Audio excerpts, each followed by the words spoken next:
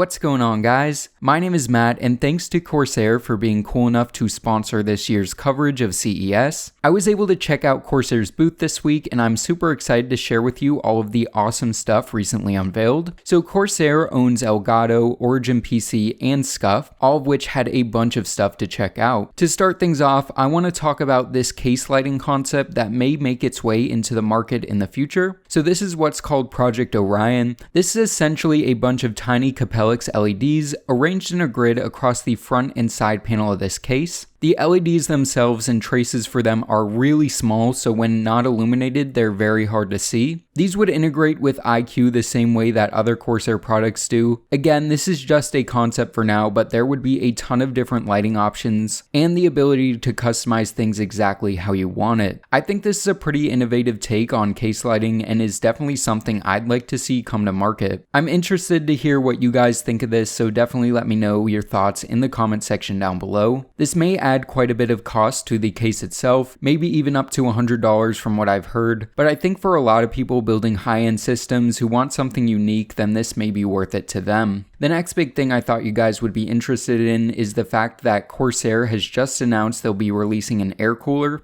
Obviously, Corsair's known for their AIOs, but with the new A500, Corsair is entering into the air cooling market, and I think the A500 is going to be a pretty good competitor to the likes of the Be Quiet Darkrock Pro 4 and some of the higher-end Noctua coolers. It's using two of Corsair's ML120 fans, and the fin array on this guy is absolutely massive. There are 4 direct contact heat pipes, and from what Corsair has said, this cooler rivals and even beats a lot of the competing coolers from the likes of Be Quiet and Noctua. The fans are mounted in a pretty interesting way. They easily slide on and off, which is a lot more convenient than some of the clip mounting methods that I've seen on other coolers. There's also this removable top piece, and installed in the case, I think it looks pretty cool. The price point is going to be around $100. Now, obviously for this price, you're getting into 240mm AIO territory, but for a lot of people, air cooling is a lot more appealing, so this cooler is for them. Also, because this is meant for a more practical consumer, there isn't any RGB lighting included, but obviously if you're into that sort of thing, you can always slap on a few RGB fans to get your colorful lighting fix.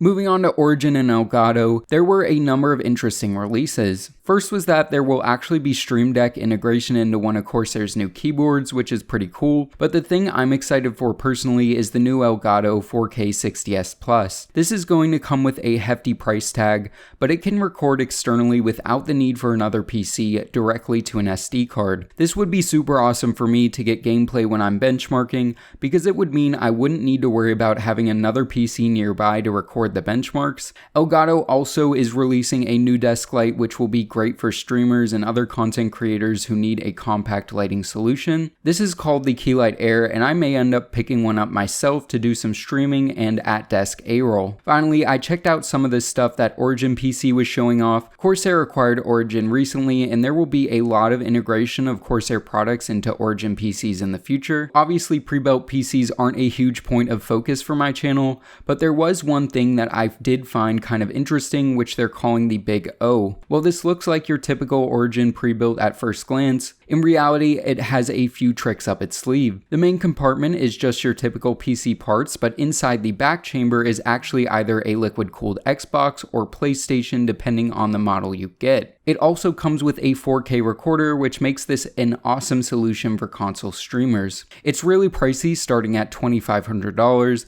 but I think the concept is pretty cool, and I'm interested to hear what you guys think of it. Overall, Corsair had a lot of interesting products to show off and a lot of stuff I'm personally interested in. If you guys have any questions on these products, let me know and I'll do my best to try and answer them. Thanks again to Corsair for sponsoring my coverage of CES. I hope you guys enjoyed this video. If you did, make sure to give it a thumbs up and consider subscribing for more CES coverage.